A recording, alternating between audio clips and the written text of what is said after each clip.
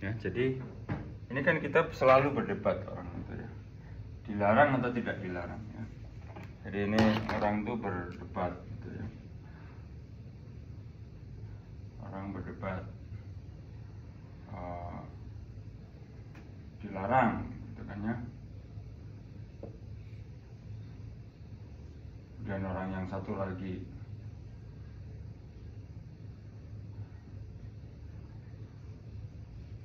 tidak dilarang.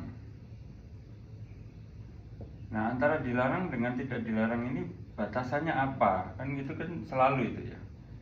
Selalu ada gitu.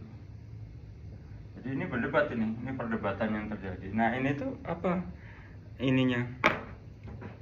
Kriteria standarnya ya. Jadi ini tuh selalu akan menggunakan sebuah indikator gitu ya. Versus apa ini tuh? Semuanya adalah academic integrity.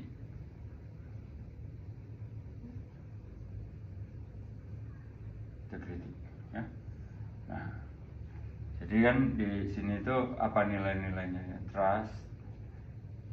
Ya, banyak referensi yang ada terkait dengan academic integrity, tapi nilai-nilainya itu ujungnya ada di 5 ini gitu, punya kesamaan ya. Jadi ada trust, honesty, kemudian ada respect, ada responsibility,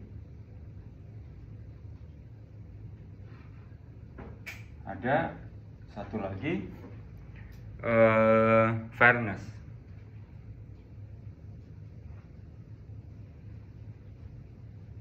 Nah, jadi ini yang perlu dijadikan kriteria gitu ya. Jadi AI itu, nilai-nilai AI itu bagaimana kita bisa menempatkan teknologi itu di dalam kegiatan kita.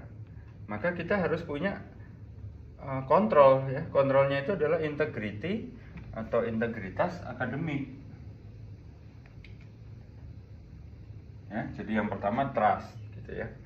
Kepercayaan, honesty, kejujuran, respect ya, rasa hormat, responsibility, fairness. Nah, yang paling jelas itu adalah salah satunya adalah honesty. Honesty itu ya kita harus menyatakan salah satu bentuknya, menyatakan bagian mana dari riset kita yang dibantu oleh AI, dan itu ada di berbagai panduan yang saya pernah rangkum itu. Udah pernah buka blog saya kan yang tulisan tangan itu. Nah, jadi menyatakan ya, cuman memang ada yang sudah pasti tidak boleh dilakukan dengan AI, yaitu apa? Membuat gambar. Nggak boleh. Itu sudah pasti tidak boleh. Membuat gambar dalam sebuah riset perlu gambar. Anda bikin gambar itu dengan AI, tidak boleh.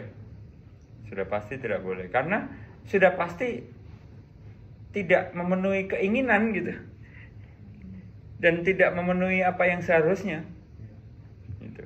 Karena memang masih perlu waktu gitu Pak ya. Saya nggak tahu nanti ya, mungkin 10 tahun lagi, saya tidak tahu ya. Tapi untuk sekarang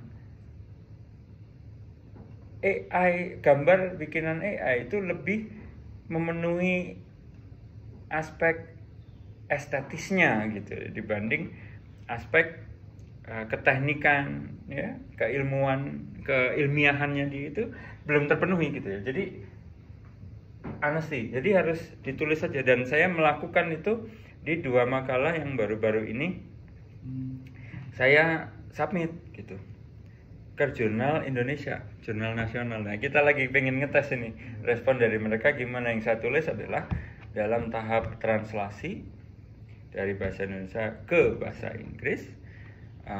Kami menggunakan Notion AI ya, dengan prompt ini.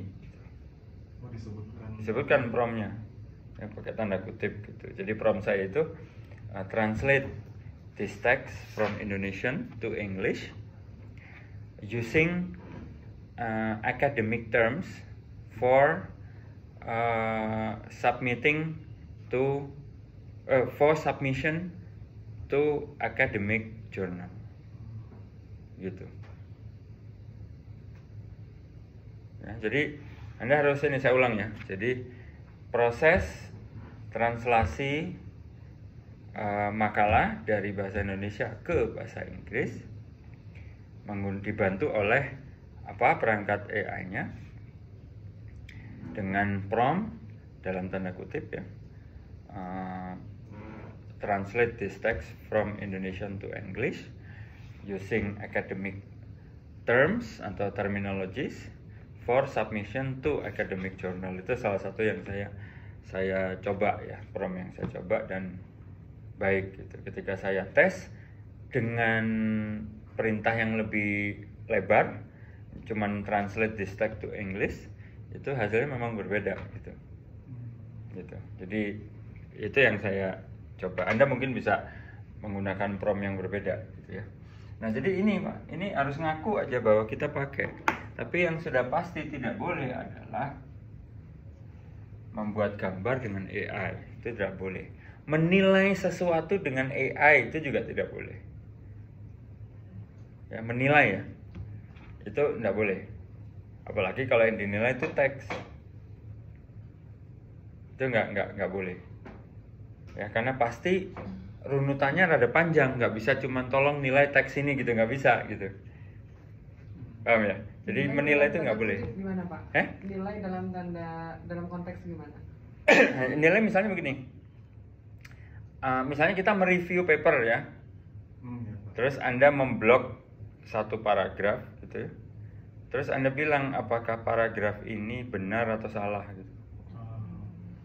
Lebih ke yang begitu Pak. Itu nggak boleh. Tapi dia bisa juga diminta bantuan, misalnya begini, paragraf ini lebih bersifat formal atau bersifat tidak formal, atau paragraf ini apakah bersifat populer atau bersifat akademik gitu. Itu bisa kalau itu ya, secara cepat ya dilihat ya, dia mungkin karena ada kronologinya kan, pasti dia menilai kata-kata yang dipakai dibandingkan dengan library dia. Kata ini kalau menurut library dia itu masuk ke bahasa populer atau bahasa akademik misalnya gitu.